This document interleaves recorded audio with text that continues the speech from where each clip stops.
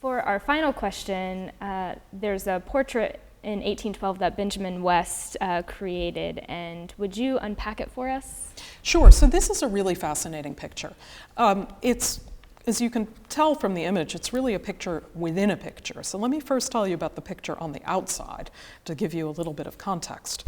This is a painting of a fellow called John Eardley Wilmot. And John Eardley Wilmot was a member of Parliament. And as a member of Parliament, he became the person in charge of the Loyalist Claims Commission, that entity that was set up in order to give some of these refugee loyalists compensation for the property that they had lost.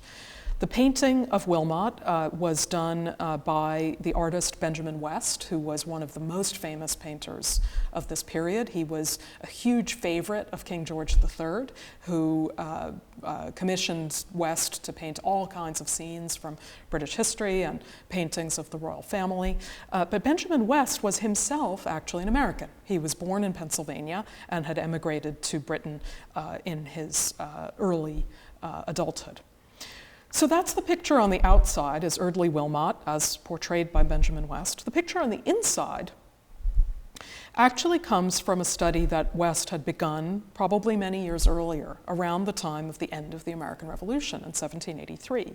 And it has a title which I think is really a phrase that captures exactly what Britain was doing at the end of the American Revolution with respect to the Loyalists. It's called The Reception of the American Loyalists by Great Britain, and you see in it a series of allegories. In the top corner of the image, over on the right-hand side, you see the figure of Britannia. This is the British equivalent of, let's say, Lady Liberty, some kind of embodiment of what Britain is, and you can recognize her, among other things, by the shield that she has, which has the cross of St. George and the cross of St. Andrew, the kind of Union Jack on her shield. And she's stretching out her arm, which is, by the way, wearing armor. This is a very powerful Britannia. She's stretching out her arm over a whole group of Loyalist refugees. Who's among these Loyalist refugees? Well, we see all those different figures that I was talking to you about before. We see right up in the front various white Loyalists. Some of them are modeled on real figures. One of them, for example, is a Massachusetts Loyalist called William Pepperell. So these are some recognizable white Loyalists, men, kind of your stereotypical figure of a Loyalist. But if you then look behind, you see some of these other kinds of figures. You see, above all, a Native American Indian who's reaching his hand right back up to Britannia, and you could see in him a kind of allegory for a figure like Joseph Brant.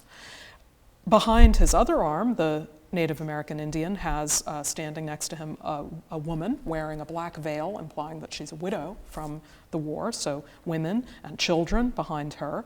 And behind them, again, right on the other edge of the painting, there are a number of figures who are black, and these represent the Black Loyalists, the former slaves who got their freedom from Britain. So this picture captures that sense of the diversity, the pluralism of loyalism, and the sense that the British Empire was going to protect all of these people. It didn't matter what your skin color was, didn't matter what religion you were, didn't matter really how rich or poor you were, if you were married or not, you still got the protection of Britannia. But you got the protection with Britannia absolutely above you, and with the crown right here on the table that all of the Loyalists are sort of pointing toward, to remind you that this is an empire governed by Britain and governed by the king.